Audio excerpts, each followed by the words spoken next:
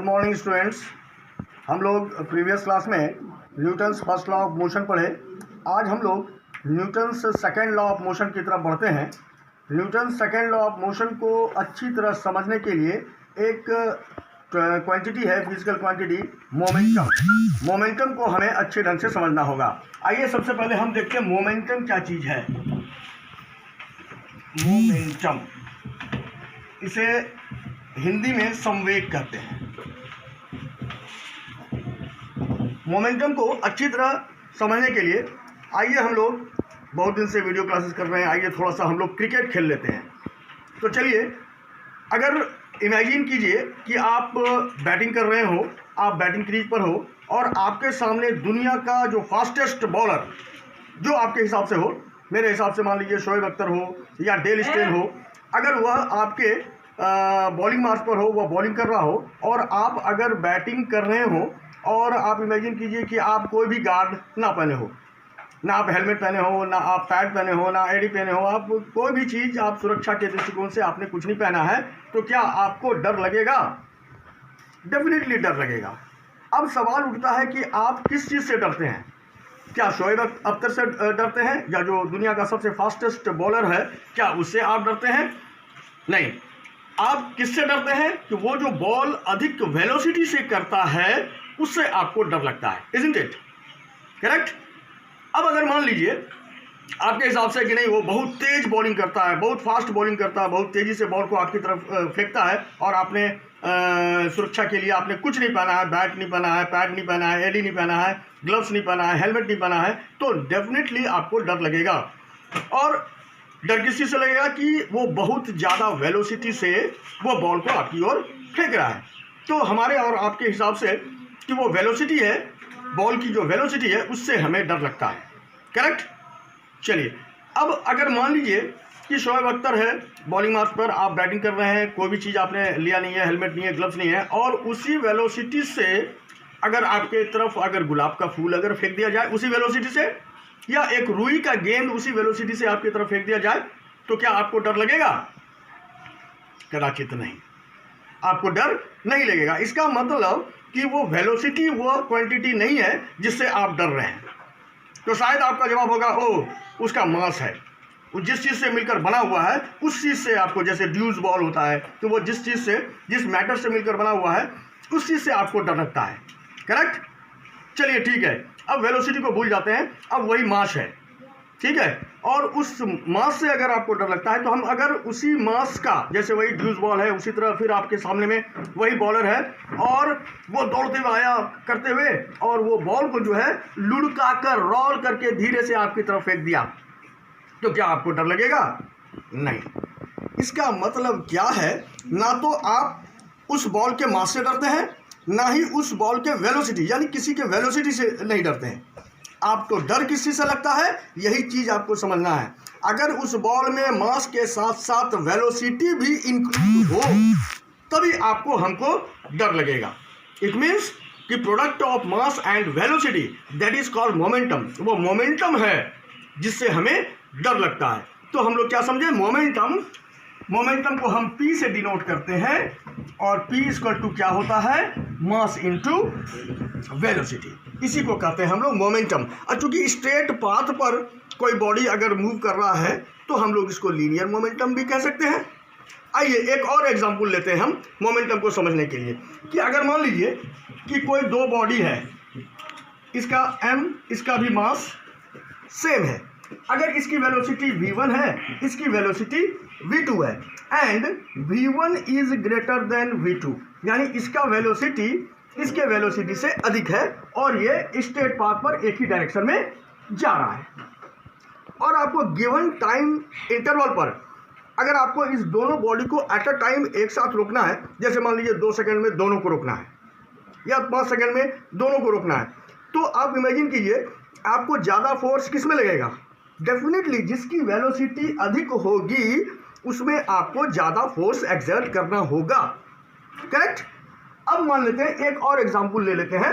अगर मान लेते हैं कि ये दो बॉडी है जिसका मास m1 और m2 है, इसका वेलोसिटी v है और इसका वेलोसिटी v है, और m1 is greater than m2, यानी इसका मास इसके मास से अधिक है और दोनों जो है सेम डायरेक्शन में मूव कर रहा है। तो अब फिर अगर हमको फोर्स अप्लाई करना हो इस दोनों को स्टॉप करने के लिए, तो हम क्या समझ सकते हैं कि जिसका मास अधिक होगा, क्योंकि दोनों की वेलोसिटी सेम है, तो जिसका मास अधिक होगा उसको रोकने में, उसको स्टॉप करने में हमें ज़्यादा फोर्स एक्सर्ट करना होगा। तो गिवन टाइमिंग अगर 2 सेकंड में इसको रोकना है, इसको भी 2 ही सेकंड में रोकना है, तो डेफिनेटली हमको ज़्यादा फोर्स किस में एक्सर्ट करना होगा, जिसका कि मास जो है जिसका ज़्यादा होगा।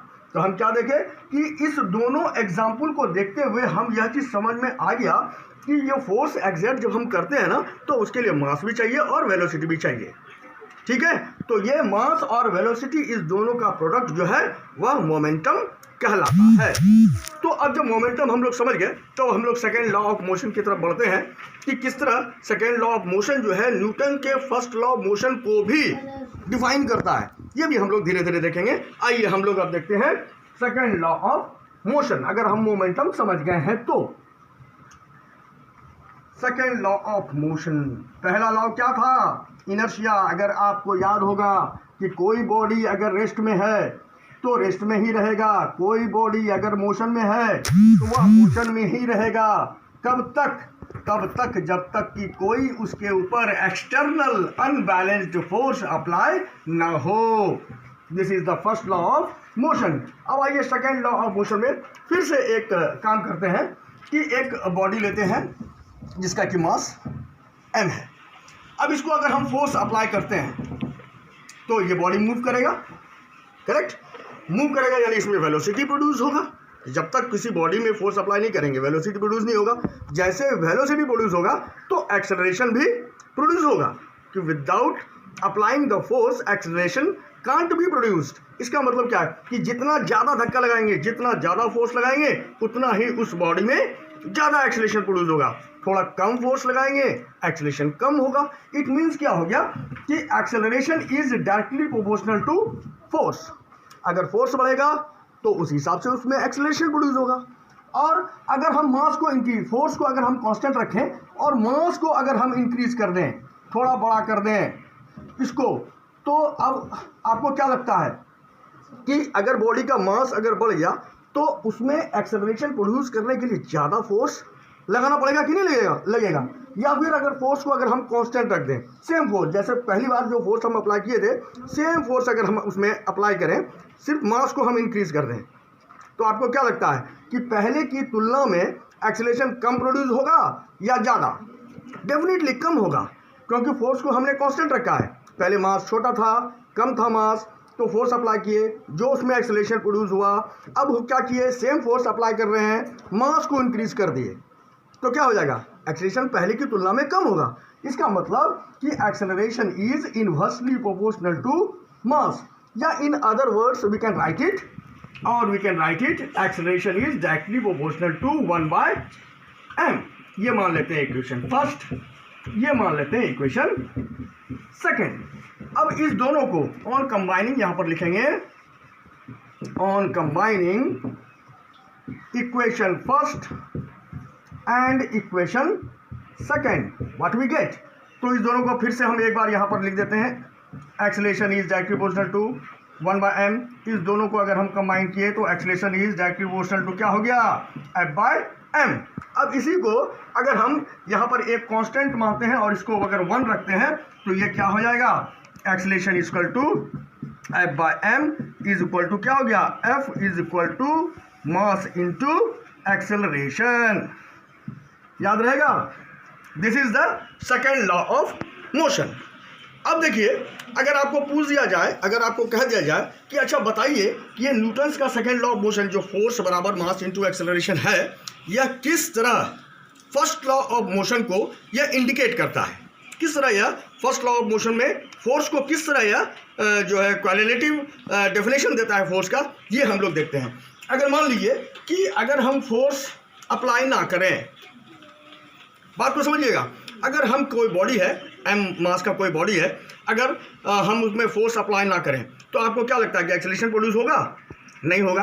तो जब एक्सेलरेशन प्रोड्यूस नहीं होगा तो वह बॉडी क्या हो जाएगा, रेस्ट में रहेगा। इट मीन्स कि a body tries to remain at rest unless and until force is applied on it. क्योंकि हम तो फोर्स अप्लाई कर ही नहीं रहे हैं। फोर्स जब अप्लाई नहीं कर रहे हैं, फोर्स जीरो है, तो डेफिनेटली एक्सेलरेशन भी जीरो होगा। एक्सेलरेशन जीरो है, इसका मतलब क्या है कि वो बॉडी में कोई मूवमेंट नहीं हुआ। और उसी तरह अगर कोई बॉडी मोशन में है और उस पर अगर हम कोई फोर्स नहीं लगा रहे हैं तो उसमें एक्सेलरेशन भी बढ़ नहीं रहा है, घट नहीं रहा है, same acceleration is produced already. तो उसमें क्या हो रहा है कि वो भी उसी अवस्था में रहेगा जिस अवस्था में है।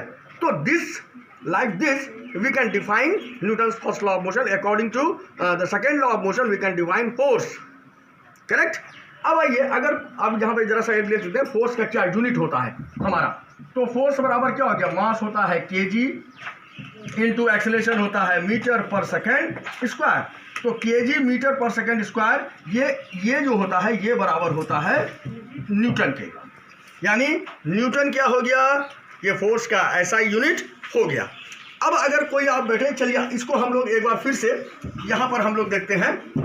F क्या है, फोर्स का यूनिट क्या हो गया, kg मीटर पर सेकेंड स्क्वायर, ये बराबर हो गया 1 न्यूटन के। करेक्ट? अब कहेगा कि अच्छा what is the CGS unit of force, ठीक है, सेंटीग्राम सेकेंड में उसका क्या होता है। तो हम देखते हैं कि ये क्या हो गया, किलोग्राम को हम ग्राम में बदलेंगे, 1000 ग्राम, मीटर को सेंटीमीटर में बदलेंगे और सेंटीमीटर स्क्वायर को है ही। तो ये क्या हो जाएगा कि 10⁵ ग्राम सेंटीमीटर पर सेकेंड स्क्वायर। और ये जो ग्राम सेंटीमीटर पर सेकेंड स्क्वायर है ना, इसको कहते हैं, जो सीरियस यूनिट में इसको कहते हैं डाइन, DYNE। यानी 1 newton is equal to 10⁵ dyne. तो this way we can convert the SI unit of force into CGS unit. अगर आपको यह क्वेश्चन पूछ दिया जाए कि deduce the relation between the SI unit and CGS unit of force, तो इस तरह आप इसको डिराइव कर सकते हैं। करेक्ट? अब अगर आपको कोई पूछ बैठे, अच्छा बताइए define force in terms of momentum, क्योंकि हम लोग मोमेंटम पढ़े हैं, तो define force in terms of momentum. देखिए हम लोग किस तरह फोर्स को मोमेंटम के टर्म्स में डिफाइन करते हैं। आइए जरा सा इसको रब कर दें, आप अच्छी तरह से इसको अपनी कॉपी में नोट बनाएंगे, बार बार इसको देखेंगे, समझेंगे, लैंग्वेज भी अपनी भाषा में देंगे। कोई प्रॉब्लम हो आप मुझसे कांटेक्ट करेंगे। अब देखिए किस तरह, अभी हम लोग क्या पढ़े, मान लेते हैं कोई बॉडी है जिसका मास m है, इसमें हम फोर्स एक्सर्ट किए, तो ये अभी मान लीजिए इसका इनिशियल वेलोसिटी u है, चाहे वो u 0 हो, चाहे 5 मीटर पर सेकेंड हो, 10 किलोमीटर पर आवर हो, इट डजेंट मैटर। मान लेते हैं इसकी इनिशियल वेलोसिटी u है, इसमें हम फोर्स लगाए और t टाइम में इसकी वेलोसिटी कितनी हो गई, v हो गई। यानी फाइनल वेलोसिटी v हो गई और इनिशियल वेलोसिटी u हो गया। तो आप देखेंगे फोर्स बराबर क्या, मास इंटू एक्सेलरेशन होता है। तो फोर्स बराबर क्या होता है, मास इंटू एक्सेलरेशन। हम लोग पहले भी पढ़ चुके हैं फर्स्ट चैप्टर में, a = v - u/t होता है ना।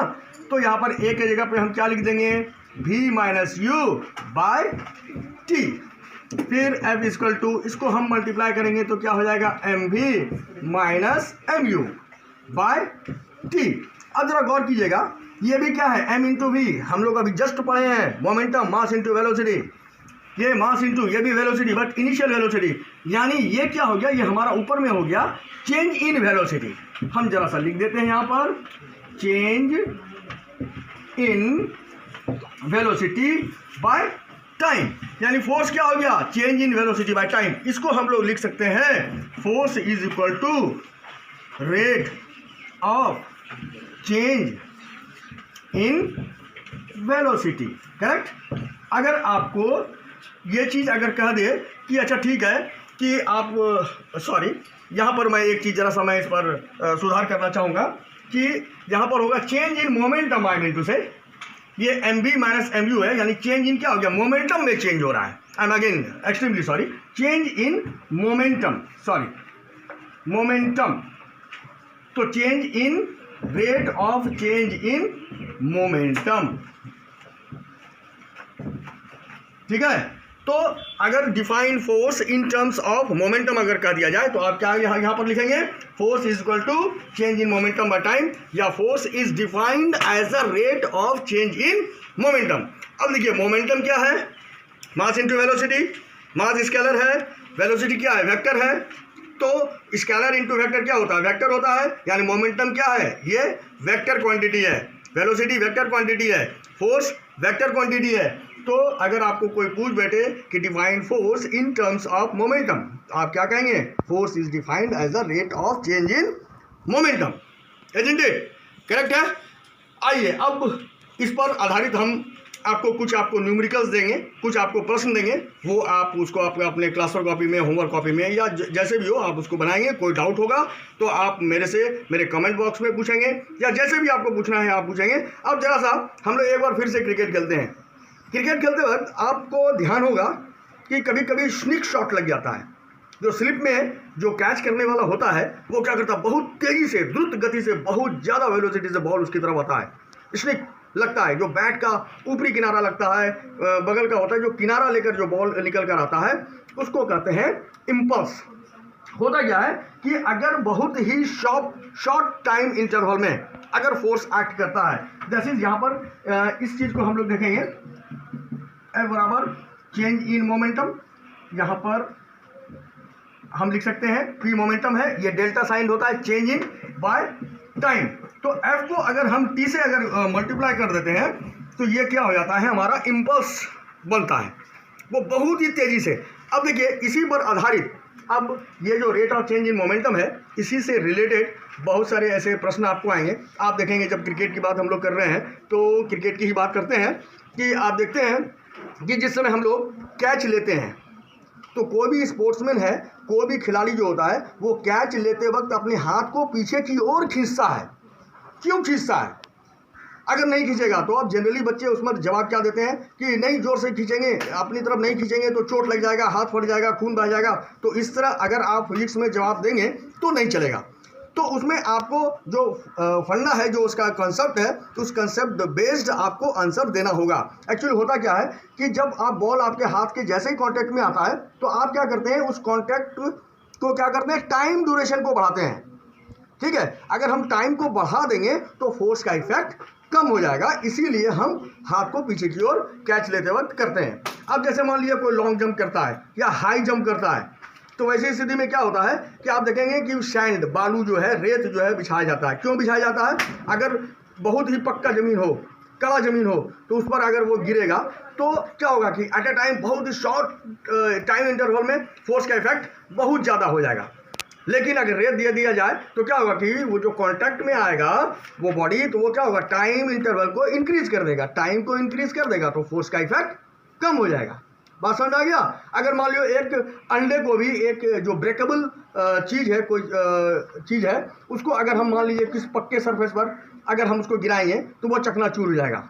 ग्लास है, शीशे का ग्लास है, उसको अगर हम स्मूथ सरफेस पर अगर हम गिराएंगे, पक्की सरफेस पर, हार्ड सरफेस पर, तो वो क्या होगा, चूर हो जाएगा। लेकिन अगर वही अगर रेत रहे, बालू रहे, सैंड रहे, उस पर अगर हम गिराएंगे तो क्या होता है, वो नहीं फूटता। क्यों नहीं फूटता? क्योंकि रेत के साथ साथ वो क्या होता है, टाइम इंटरवल को बढ़ा देता है, जिससे क्या हो जाता है कि फोर्स का इफेक्ट कम होता है और वह ग्लास टूटने से बच जाता है। Is that clear? अब जरा सा इसी चीज़ को हम यहाँ पर देखेंगे, एक सेकेंड, आप यहाँ पर देखेंगे, अभी आप समझ जाएंगे। एक छोटा सा एग्जाम्पल हम लोग लेते हैं, जो अभी हम लोग चर्चा किए कि क्यों, क्या कारण है कि खिलाड़ी कैच लेते वक्त अपने हाथों को पीछे की ओर खींचता है। क्या कारण है? What is the cause behind that long jump और हाई जंप करते वक्त रेत पर वो कूदते हैं। चलिए आइए हम देखते हैं, फोर्स बराबर change in momentum by time. यही चीज हम लोग पढ़े, force equal to rate of change in momentum. तो अगर मान लेते हैं ये मोमेंटम है, कुछ ऐसा बना लेते हैं, ये मोमेंटम मान लीजिए 10 है और टाइम है 5, तो इसका वैल्यू, फोर्स का इफेक्ट क्या हो गया, 2 न्यूटन हो गया। अब इसी चीज़ को अगर हम इस चीज़ को लहराने देते हैं 10 और टाइम इंटरवल को बढ़ा देते हैं, क्योंकि हाथ को पीछे की ओर खींचते हैं, इसका मतलब क्या होता है, टाइम इंटरवल को हम लोग इंक्रीज करते हैं। मान लेते हैं टाइम को हम 5 की जगह पे अगर हम 10 कर दें तो क्या हो जाएगा, फोर्स कितना हो जाएगा, 1 न्यूटन। तो फोर्स हमारा 1 न्यूटन हो गया कि नहीं? फोर्स का जो मैग्नीट्यूड है वो क्या हो गया, कम हो गया। क्यों कम हो गया? क्योंकि हम टाइम ड्यूरेशन को इंक्रीज कर दिए, तो फोर्स का इफेक्ट कम हो गया। क्लियर है ये चीज। आइए अब इसी फैक्ट पर Newton second law of motion से रिलेटेड मैं आपको कुछ प्रश्न दिए जा रहा हूं और उस क्वेश्चन को आप सॉल्व करेंगे। कोई डाउट होगा आप नेक्स्ट वीडियो में या कमेंट में, आप जैसे भी हो आप उसको पूछेंगे। आपका डाउट को क्लैरिफाई करना है वो मेरी जिम्मेवारी है। Thank you.